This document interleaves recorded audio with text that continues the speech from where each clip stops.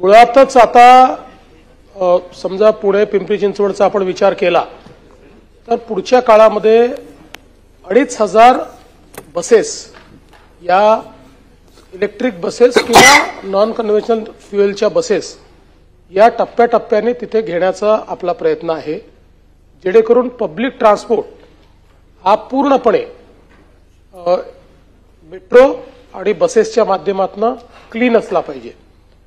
दुसरं एक, महाराष्ट्रामध्ये आपण जर बघितलं तर आशेचा किरण काय आहे, तर आता जी वाहनं रजिस्टर होत आहेत, आमचे परिवहन मंत्री त्यामध्ये, परिवहन मंत्री महोदय तुम्ही जास्त सांगू शकाल, 50% वर वाहनही ई व्हेकल्स आहेत। ई व्हेकल्सचं रजिस्ट्रेशन मोठ्या प्रमाणात वाढलेलं आहे। 2030 सालापर्यंत प्रयत्नपूर्वक जर आपण नवीन वाहनं 80-90% ई व्हेकल असतील अशी परिस्थिती आणू शकलो, आणि म्हणूनच आपण पॉलिसी देखील ई व्हेकल करता केलेली आहे। आता 4 व्हीलर मध्येही उदाहरणादाखल महिंद्राने 30-32 लाखाच्या सेगमेंटमध्ये खूप चांगली एकदम वर्ल्ड क्लास गाडी आणलेली आहे, जिला फार डिमांड आहे।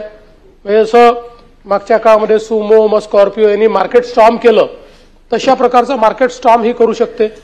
त्यामुळे प्रयत्न करून या सगळ्या गाड्या जर ईव्हीवर जास्तीत जास्त गेल्या, आज दादांनी सांगितलं ते खरं आहे, सर्वाधिक प्रदूषण गाड्यांनी होत आहे, आणि म्हणून पब्लिक ट्रान्सपोर्ट पूर्ण ईव्हीवर आणि प्रायव्हेट ट्रान्सपोर्ट ईव्हीवर। 2 व्हीलर तर आता नॉन ईव्ही घेतच नाही कोणी, म्हणजे 2 व्हीलर सगळ्या जवळजवळ हळूहळू ईव्हीकडे शिफ्ट झाल्या, 4 व्हीलरही ईव्हीकडे शिफ्ट झाल्या, तरच हा प्रश्न आपला सॉल्व्ह होणार आहे।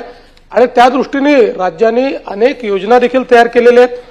मोठं ई चार्जिंगचं इन्फ्रास्ट्रक्चर आपण तयार करतो, आणि सगळ्यात महत्वाचं मला एक गोष्ट सांगितली पाहिजे की पुणे आणि संभाजीनगर या 2 ठिकाणी इलेक्ट्रिक व्हेकल मॅन्युफॅक्चरिंगचे एवढे मोठे प्रकल्प आता सुरू होत आहेत की महाराष्ट्र इलेक्ट्रिक व्हेकलचं नॅशनल कॅपिटल बनत आहे, आणि म्हणून मला असं वाटतं की यातनं आपण प्रदूषण मोठ्या प्रमाणात कमी करू शकतो।